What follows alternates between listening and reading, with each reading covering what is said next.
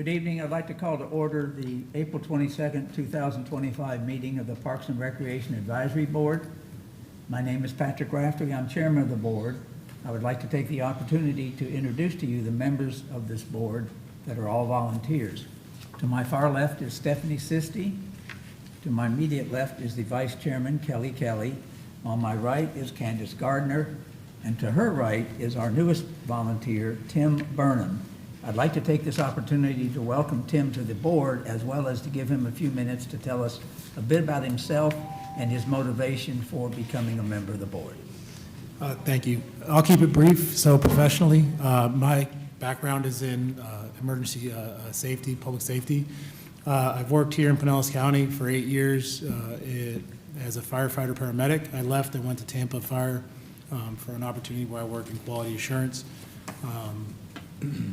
I have my education in public administration. I have a master's from Florida State University. I'm currently working on my PhD in the same subject. I'm married. I've lived here for the last 15 years, and Parks and Rec was an opportunity for me to reach out and start serving the community in a different way. Okay. Thank you very much and welcome.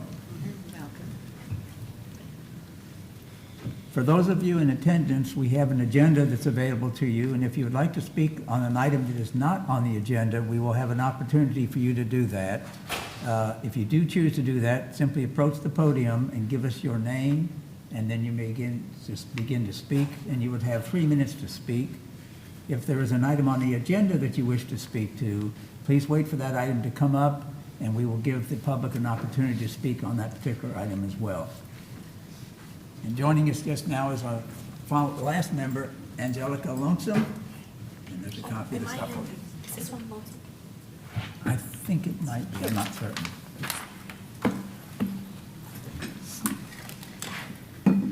And welcome, Angelica, nice to see you. By the way, we have a brand new member, his first meeting, Tim Burnham, down here on the first, to the right of me, and he just introduced himself and spoke a little bit. The first item on the agenda is the approval of the minutes from the 28th of January meeting. We're going to make a correction to it by adding Candace Gardner's name to that meeting as attending it.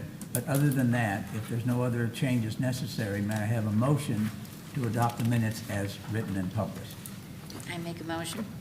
May I have a second? A second. Thank you. All in favor say aye. Aye. Aye. Minutes are adopted and submitted. Moving on to item number 3, citizens to be heard regarding items that are not on the agenda. If you have an item that is not on the agenda that you wish to speak about, please approach the podium, give us your name, and restrict your comments to a 3-minute time period.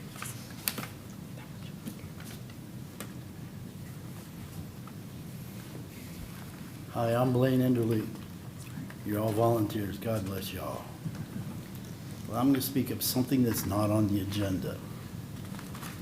Outside at the amphitheater on the west side is a gate. Can you speak up a little bit? Yes, ma'am. On the west side of the amphitheater, there's a gate. That gate is owned by the citizens of Clearwater. That gate is currently closed. I've had a meeting with Art about this, and he explained to me, hey, we'll make them change it. They're not allowed to wall it in. It's right in front of Scientology. They walk right out, they come right in here, they walk right in, the other one's open. I asked Art to open them both. He's got one open, this other gate still closed. Went up there and looked, closed right now. They have no business closing this gate.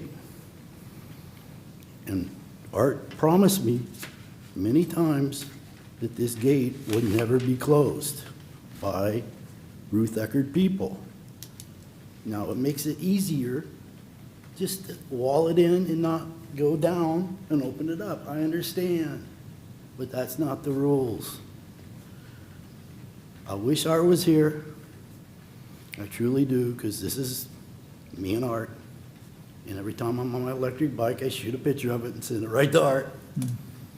You know, so it's like, come on, what's going on? Right. Okay. The second thing, if I got time, is why don't we stock anything in Clearwater? Why don't we stock any ponds? Why don't we stock any fish? Why don't we stock and the other thing is, why don't we buy seagrass, and once a year, plant it? Our volunteers will do it on a low tide. We like seagrass. The world's hooked on seagrass. Just buy it. Clearwater has $50,000 grants. I'm sure that's a lot of seagrass. And I don't know if they make a combine or not to put it into the ground. I would surely hope somebody out there does. And the last one is you're going to talk about it on Missouri, and it's a water tanker. You need a water tanker like Dunedin because this reclaimed water department is incompetent, and it breaks and it doesn't get fixed. In 95-degree weather, it kills them within 3 or 4 days. A water tanker can at least say, hey, I'm going to save your life. So that's my ideas. Very good, thank you. Thank you. Matt, is there anything you'd like to say about those items for him to be aware of, or should we just wait and take it up with Art? Well, I cannot speak on the gates at Coachman because I was not involved in those conversations. Okay. Stocking of ponds and seagrass, I've made a note of it, and it's something we'll definitely discuss. We have a senior management meeting once a month, and Okay. I have meetings weekly with Art about specific new topics, and I'll certainly discuss pond stocking and seagrass. Okay, With regards to water tanker, we do have a water truck in Parks and Recreation that we utilize to supplement the watering of irrigation when we have issues with reclaim. So far, we have not had any this year. If they arise, we do infill with that water truck, so we'll good. continue to do so. all right. So we have one item that you've made a note of that will be discussed, and the gate situation we may have to take up with Art separately, or you could take it up with him to see what the latest status is. Yes, sir, I will be bringing that back to Okay. him. Any questions from any of the board members on that particular subject that we brought up? Yes, sir, go ahead. Hi, my name's Raymond Harrison, and first let me say that I live on the beach, got flooded like most of my neighbors, and the city did a great job, unbelievable, in helping us with the cleanup and all the things they've done. It's been great. My comment is, will you please raise the timing to fix the beach rec center? So I know the county got $813 million from FEMA, and and this just a personal thing. If you believe in climate change, then we got a lot of people from the beach that are expanding their carbon footprint, having to drive to Morningside or Countryside or any of the other place to work out. And it's a very small facility, as you know. And I know they have the rooms that they rent, which are really neat, and the library, but that's okay. But if we could get the rec center, that agenda item pushed up to the top, it'd be great for me, because then I can just ride my bike to the rec center, and my wife and all of our neighbors. So that's it, pretty simple. Do you know what the current timing is for it to be completed presently? I'm just curious. I have no idea. I called at one time down to the Parks and Rec Center, and somebody I talked to, and it was probably more just an administrative person, said, we think it'll be the end of the year before we even start, because we're waiting for FEMA money. And I understand the FEMA, I don't know if the FEMA money is actually in, or it's just been, they said, hey, this is what you got coming your way. And I know the city's got a lot of things that they have to do. Right. But since y'all are Parks and Rec, you should cheerlead for Parks and Rec to get the beach rec center fixed, finished. That's good. All right? Thank you. Thank you. Matt, do you have any comment you'd like to make on that particular subject? I do. I had CBRC in my director's report, but I'll go ahead and address it now at this time. So the CBRC Rec Center was a challenging site for us post-storm. We got the building demoed, cleaned out all the flooring and drywall, got it all dehumidified, and the issue we ran into is with the FEMA 50 rule. At the time, we did not have enough ability to repair the building as is. We had worked with some consultants and found out that there would be the ability to have a newer appraisal done on that because of the facility and the condition it was in pre-storm. So we had to wait. We got the appraisal done. Once that was completed, we found out we would be able to repair the building. We started down the process of selecting an architect to do the repairs.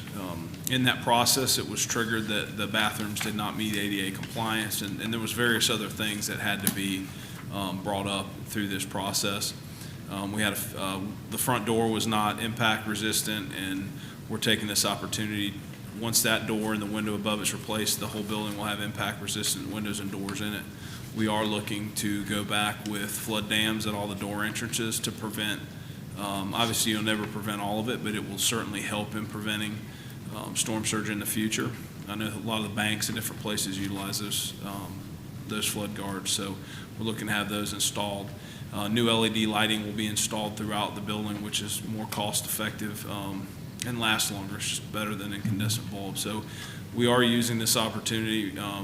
We had certain things we had to fix, and then there's things that we're also including just so when we open the rec center, which we're hoping to have it opened at the latest of March 2026 at the rate. We have to go through the architectural process, and we've got to go out to bid for the construction, and it's got to get built. So unfortunately, it has nothing to do with FEMA well, it does have to do with FEMA reimbursement in the sense that if we don't follow these steps, it would not be potentially FEMA reimbursable. So that's the overall process and what we've been dealing with since the storm. So the rec center pool is open, but the rec center itself is not yet. Is that an item that's on our project list presently, or is it one that would be added after things get? It'll be added once we get through this architectural phase, Okay. and we have a little better scope on a timeline. We're at about 50% on the planning right now. We got some drawings back. We worked through making sure all the items that we're putting back into the restrooms and different things match our overall plan for building wise to make sure everything, the hand dryers, the toilets, everything match. So Okay. we're at that point. We'll be moving on. We're hoping by the end of May to have that final setback and can start looking to putting it out to bid. Very good. We shall keep an eye on it. I think you did say that the swimming pool is open, is that correct? Yes, Correct. Okay. That's what he said, yeah. You may have to exercise on swimming only for a while, but we'll keep an eye on it That's okay, that's great news, thank you. and see if we can't move it along. Thank you. Thank you. Anybody else from the public would like to speak on an item that is not on the agenda? If not, we shall move on to the next item, new business items. Item 4.1. This is an item that I added. The Florida Department of Transportation has awarded to the Parks and Recreation Group a grant that would be used for Missouri Avenue right-of-way landscaping. I thought we'd give Matt a chance to tell us what the details of that are. So we applied for a reimbursement grant through FDOT to redo the landscaping out on Missouri Avenue. Currently, there's landscaping, palms, lower vegetation, and what we're looking to do is we're going to go back and remove what's existing, put back in more drought-tolerant plants. We're going to relocate the palms to a location that would be better suited for them. The Bismarcks out there are very large. The fronds are heavy. They're a self-sprinting palm. So liability-wise, we want to remove the potential for fronds to hit cars. We're going to go back with crepe myrtles, which are a flowering accent tree. They're highly drought tolerant. They require minimal maintenance, so it will reduce our maintenance requirements out there in the medians. We had some issues with soil settling in those landscape islands. So if you go down Missouri, you look, and it's probably 12 to, in some places, 18 inches from the top of the curb to the soil in the bed. So we'll be going back in with new soil, bringing that up to the proper grade for safety. So those are all aspects of the project. We're hired a consultant to go back through and help us with that design to make sure we get the best soil, the best plants, and the best outcome for the grant money. The grant total is $435,772. Yep. It will take potentially $114,228 from the general fund to fill in the gap that is left by that grant, but we will ultimately have a new drought-tolerant landscape for all 13 medians down Missouri Avenue when this project's done, with the goal of reduced maintenance costs. And I think you've already mentioned that the Parks and Recreation Department has a water tank truck that, if needed, conditions justifying it, could be used to keep that area irrigated. Correct. Yep, we use that we have a supplemental water route during drought times that we utilize that truck. And we put in for CIP last year an additional water trailer. same situation as a truck, but it can be hooked to a different vehicle and towed. Right. So if we needed to, we'll theoretically have the ability to send out 2 different units to water supplementally if we get in a bad drought situation like we've had in the past. So Very the good. goal is to keep everything alive that we get in the ground, so. Excellent.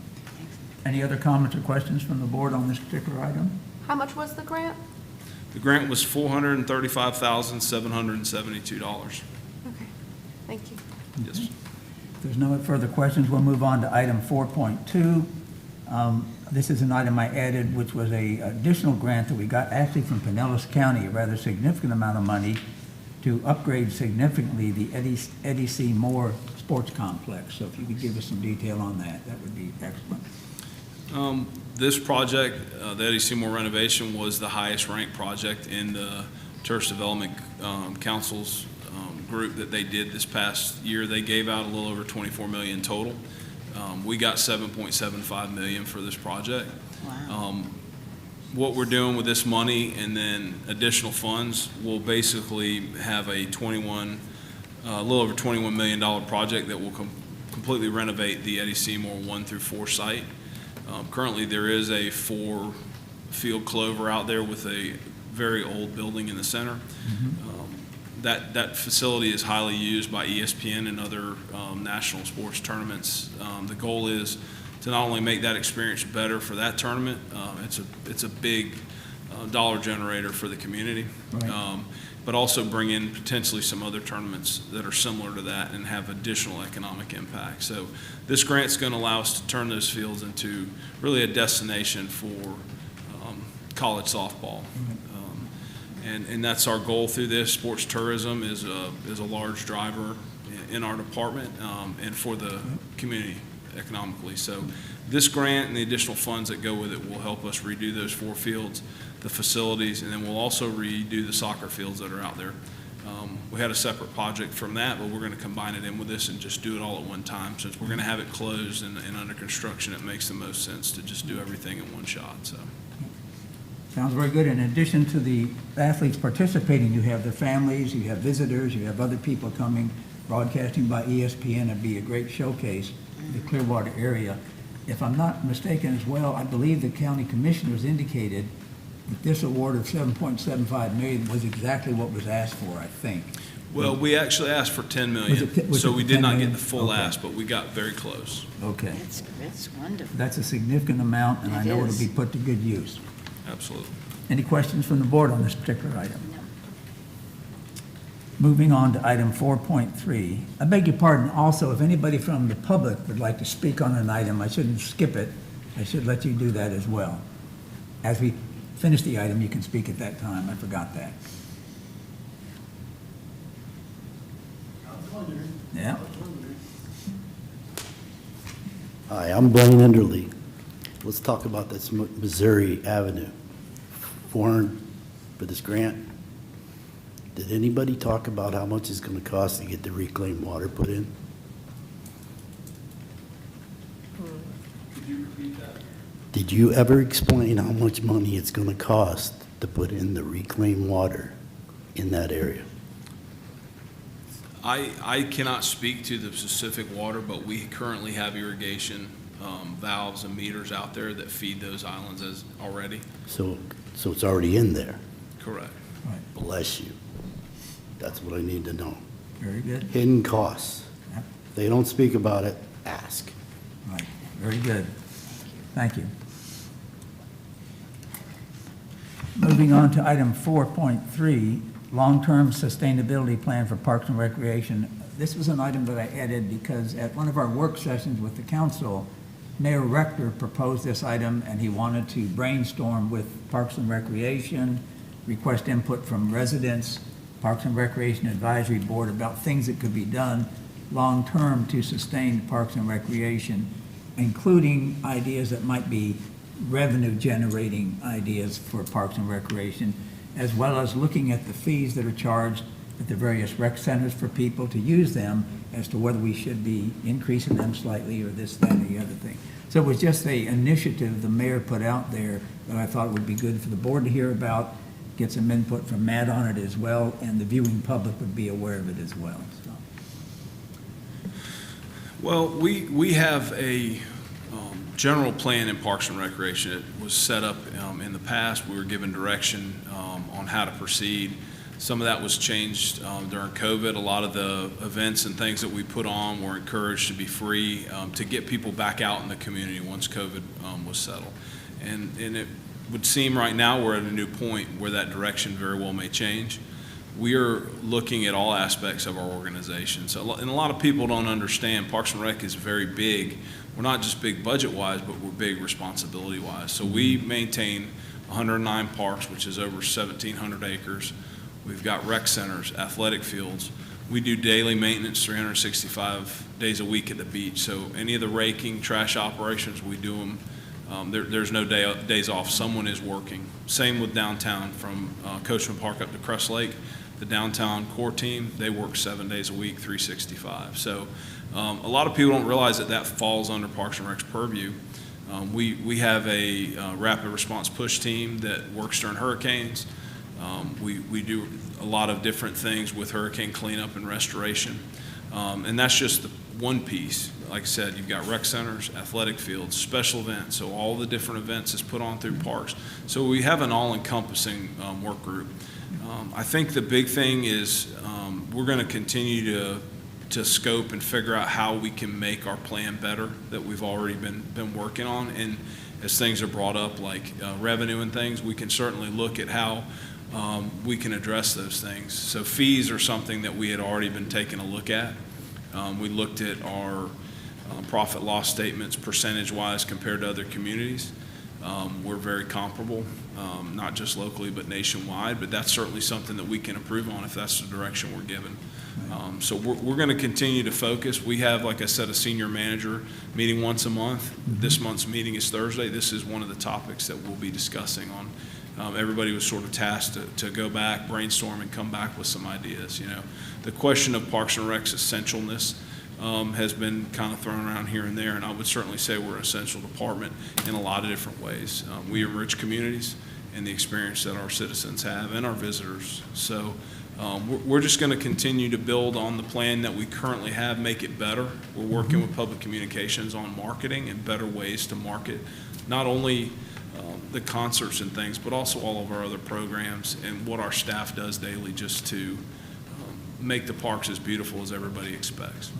Okay, So, sounds good.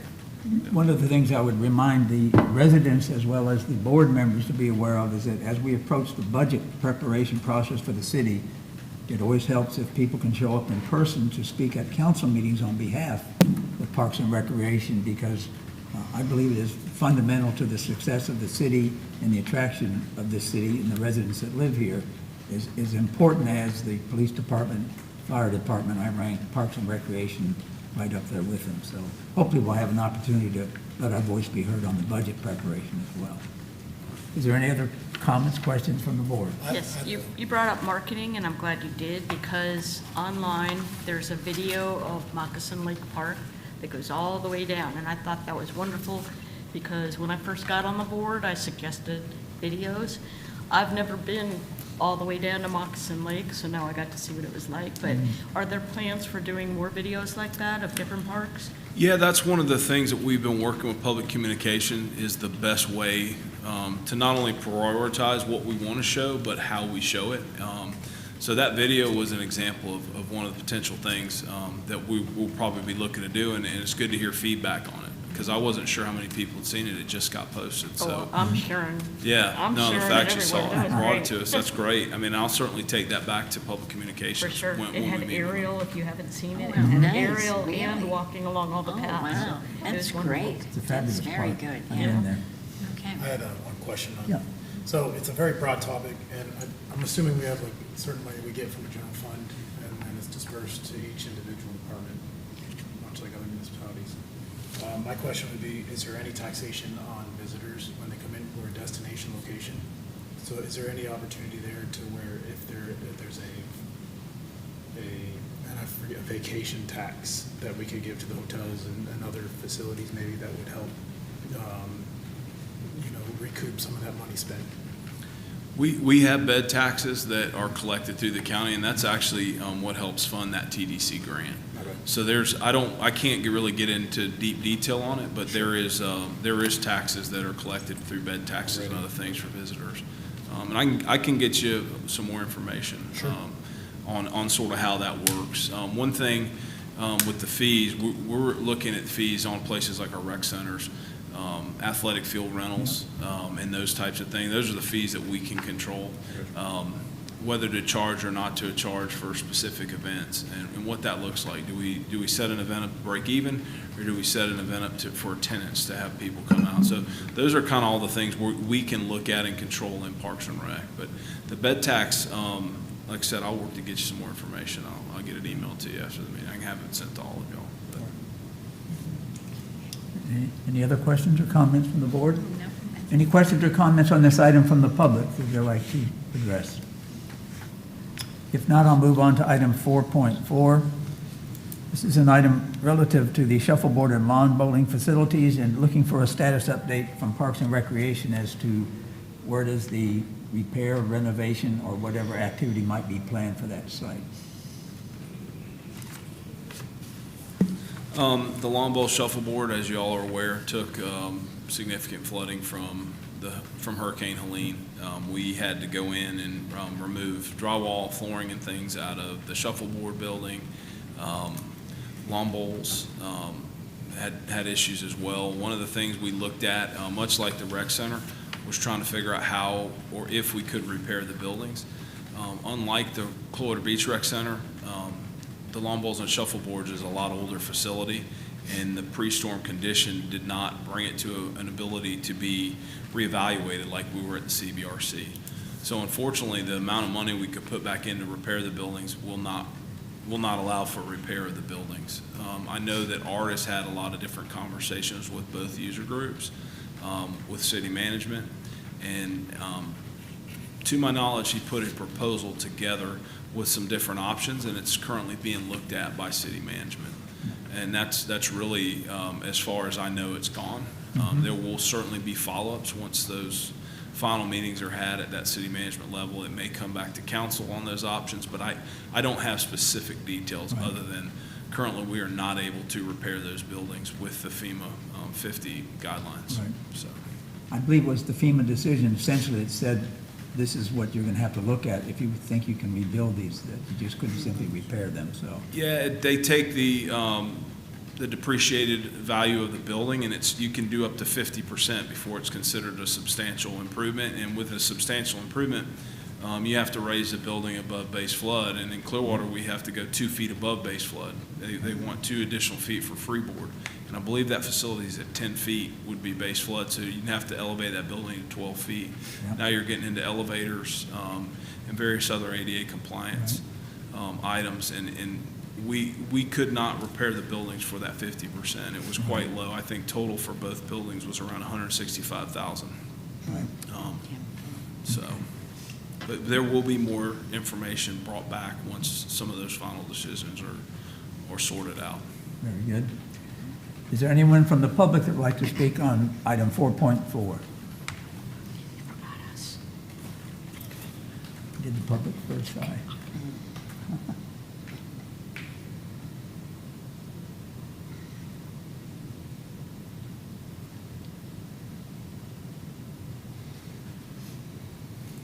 Hi, I'm Blaine Enderly. Did I just hear that you're not going to give us the update?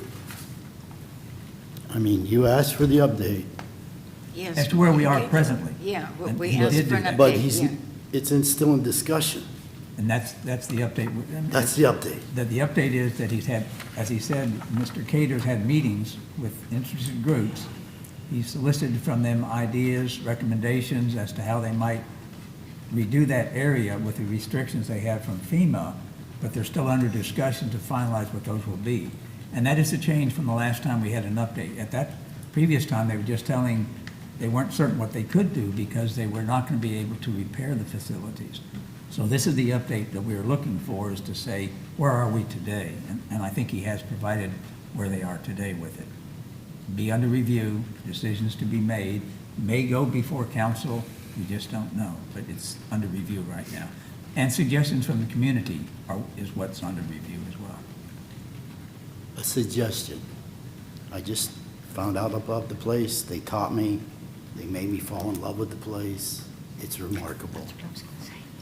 It's remarkable. Went on YouTube, watched 100 videos. It's remarkable. Right. It's very, very popular. But it's not going to survive without alcohol. And the only way you can have alcohol is you take that footprint and take it out of the city park. Take that footprint and rezone it out of the city.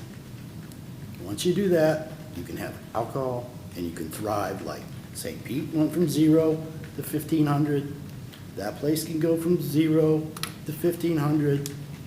If Clearwater wants to thrive, they've got to get over this alcohol thing that we've had for 50 years. We've chased out almost everything alcohol in Clearwater. I understand. But Dunedin, the thriving. Every place is thriving. So this place can thrive too. If you go on the internet and watch these videos, they have a bar going down the whole length of one of them. And everybody's having fun. And why isn't this taught in elementary school and junior high? Why isn't that being used? Blows my mind. It's a very great game. And you've got a multi-million-dollar facility. For him to tell me you can't go out there and get that thing rebid up there, I disagree. I think, yes, you can find people to give you whatever you want, especially when it comes to estimates. Thank you very much. Thank you. I was remiss in not asking the board for comments or questions on this item, so I'll do that now. Well, I was just going to ask, can these two clubs be moved to a different park, such as K-Puck or Cliff Stevens or even the Kings Highway Rec Center? A lot of land there, I don't know if it's big enough, but has that been brought up at all? That, to my knowledge, has not been brought up, relocation. Horseshoe is over at Wright. I'm not saying that it could not be done, but that, to my knowledge, has not been brought up. Okay.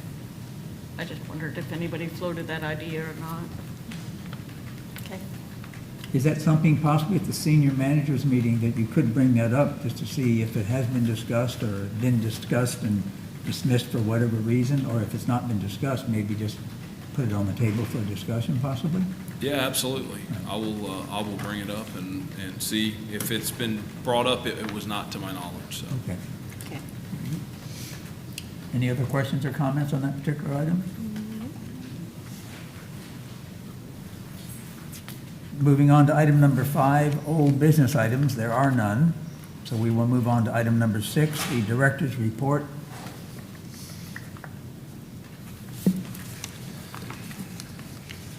So I've given some of the updates already on the hurricanes. I want to go back to Pier 60 because I was not able to address that yet. We've already addressed CBRC and Long Bowl. So with Pier 60, we opened the pier back up to the bait house on March 1st, which was a big step for us. So people have been able to walk from the pier, the base of the pier out to the bait house and turn around. They've been able to move sunsets at Pier 60 back onto the pier.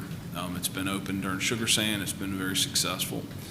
We just received a guaranteed maximum price to repair the bait house internally. So the exterior of the bait house was repaired as part of those repairs to open the pier up. But we are working to get the bait house open, which will allow us to go back to renting fishing poles, all the different merchandise that people come out and get. And it'll also allow us to open the pier westward to where the T is. So on the pier, the biggest issues were on the T itself. That's where the most wave action was received. So the current GMP is going to allow us to put temporary railing up all the way out to the T. It'll block the T off, and then we'll be able to let people access the pier for fishing and a lot of other things, sunsets, which is going to be a really big step for us in the recovery process. Currently, we're working through the permanent repairs, which will involve potentially some modifications to the T. We're going to bring to council three options. One will be to permanently repair the pier in its current stance. One will be to repair the pier and remove the T, and the other one will be to repair the pier with a frangible deck out on the T, which would allow the deck to come up in waves and not get destroyed. And they've used that technology at a lot of other piers throughout the state that have been damaged by hurricanes. So that is a future council agenda item that'll be coming up in the next few months. So that's really the update on the pier. We're pushing to get it open, get our staff back into bait house, and get people back to normal business until we can come up with that permanent solution. And does anybody have any other questions about that before I move on?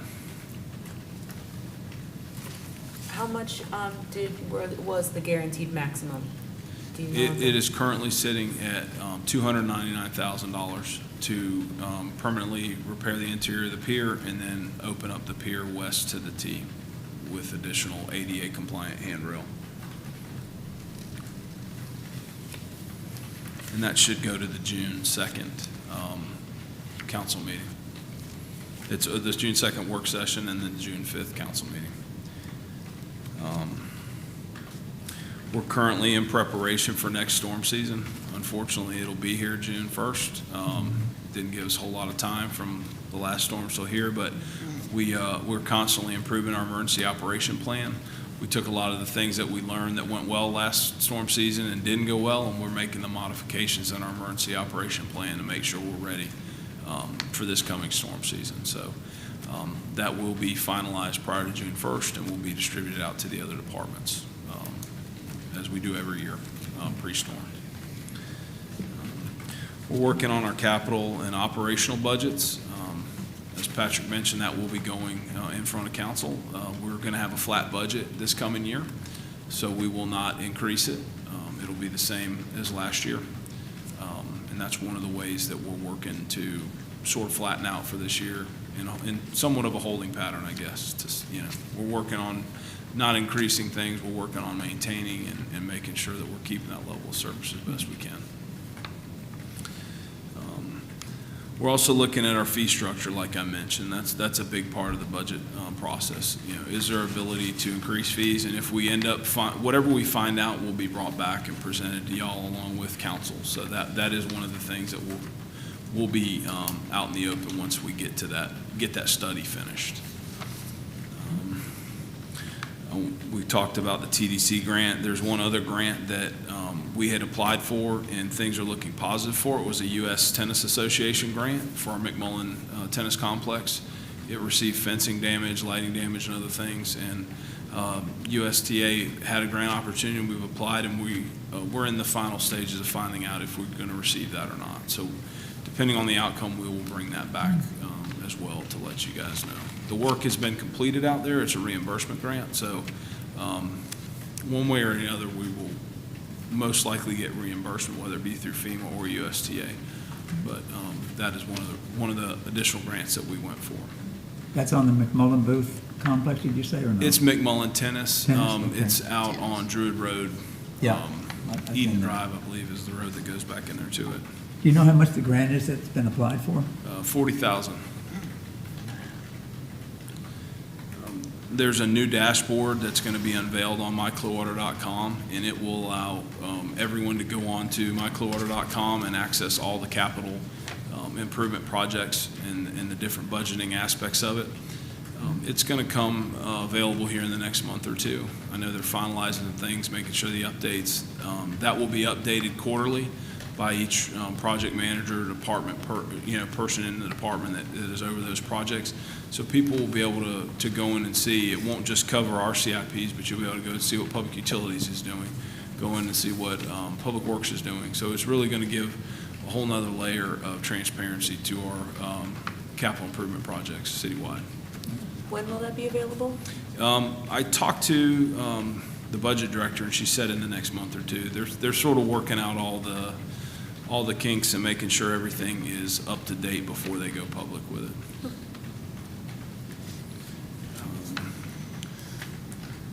The Long Center Natatorium project, it's expanding beyond just the natatorium. There were some issues with pool leaks and things, and those are all going to get addressed as part of this project. That way, when the Long Center reopens, it'll essentially have a brand-new pool. We're not going to do any structural to the pool, but the surfacing and various other things inside the pool are going to be rebuilt. So it'll be really a nice upgrade for that facility. We just completed a large homeless project, cleanup project actually today at one of our, it's not a park, but it's park land, and it's up north of Enterprise.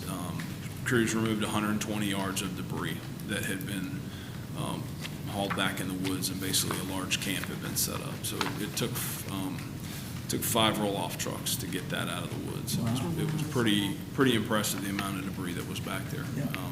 Anything from, trash to, I think there was barbecue grills back there, so it got returned back to nature. This week, starting tomorrow, we're going to get back into our tree planting program that got delayed due to the storm season. Delaware Park is the first location that's going to receive new trees. They're going to get 14 trees, 4 different species.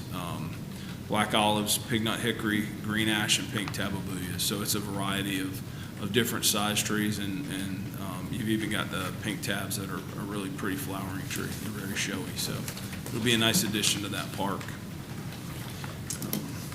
And then we've also been working on landscape replacement plans for Clearwater Beach and Memorial Causeway. Due to the storm surge flooding, we lost a lot of plant material down there, and we have basically finalized the plan, so we're working through budgeting on that and the different bids and things that we would need to do to be able to achieve that goal. So, and that's all I have, other than I can answer questions if you have any. Any questions on the project list as well that they submit to us to give our updates on? No? Okay. Thank you very much. Thank you. Yes. The next item is board members to be heard, and I shall start with Stephanie. This is the project list, I can make a comment on this? Yes. Oh, yeah, Yes, that's what I'm talking- absolutely. yeah. That's it, yeah, that's that's what the he was project. talking about, yeah. So at the bottom, it says about Soul Road Park and Forest Run Park, they're getting new playgrounds. Yes. Last time Art had mentioned Forest Run getting a new playground, I asked about Woodgate Park specifically. I'm a part of that Okay. HOA community because visibly it looks old to me. And he said there's a spreadsheet that keeps track of when playgrounds were put in, how old they are, when they're due. And I was interested in the age of Forest Run versus Woodgate. I failed to email him, but if I just send him an email or you an email and ask for that spreadsheet or information on the, Yeah, The years of the- I'll send it to you. Okay. Yeah, so Sewell Road is actually one of our oldest playgrounds in the city. I believe it was installed in 1998, okay, which it will no longer be the oldest playground.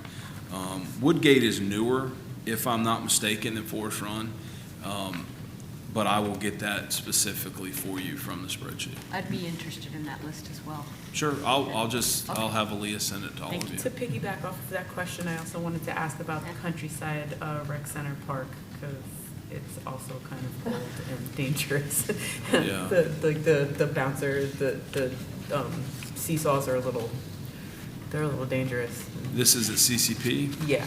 Okay, I'll have to look because we have CPSI certified playground inspectors that inspect them monthly, and to my knowledge, there's not been anything at Countryside that has been brought to my attention that needs addressed, but Okay. I'll certainly go back and look.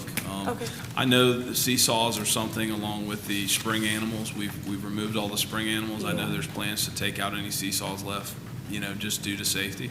They're safe in the sense mechanically and structurally, but I certainly understand your concern with seesaws, so. Yeah, like I had my son playing on it, and he bonked his head on the center post, and I also saw that there's not a climber for children that are under 5. There's only a climber for children that are 5 to 12, and I noticed that quite a few parents of young children and toddlers bring their kids there, and all they're really playing in is the wood chips on the floor, and they don't really have anything to do. So I was Right. wondering if that could. Yeah, we try to diversify the playgrounds with 2 to 5 and then 5 to 12.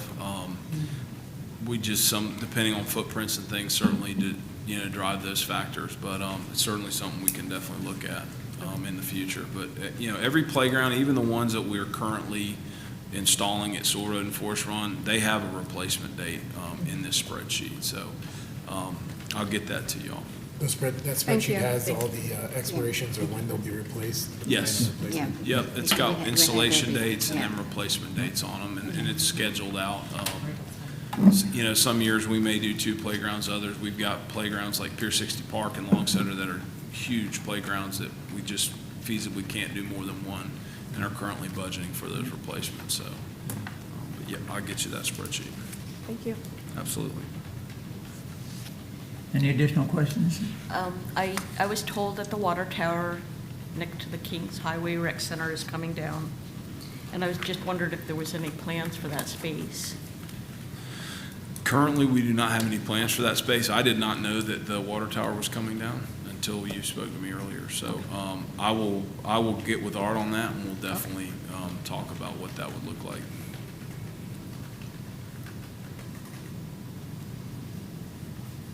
Any additional questions? Nope. All right. All set. Thank you very much, Matt. Absolutely. Thank you. And now we will move on to item 7, board members to be heard, and we shall start with Stephanie. Okay, then this is anything? Anything you'd like to say, except keep it, I asked polite. neighbors if they had anything. One person was mentioned at Woodgate Park, turning the tennis courts into pickleball. I know that's but everyone loves pickleball, so I'll just throw that out there.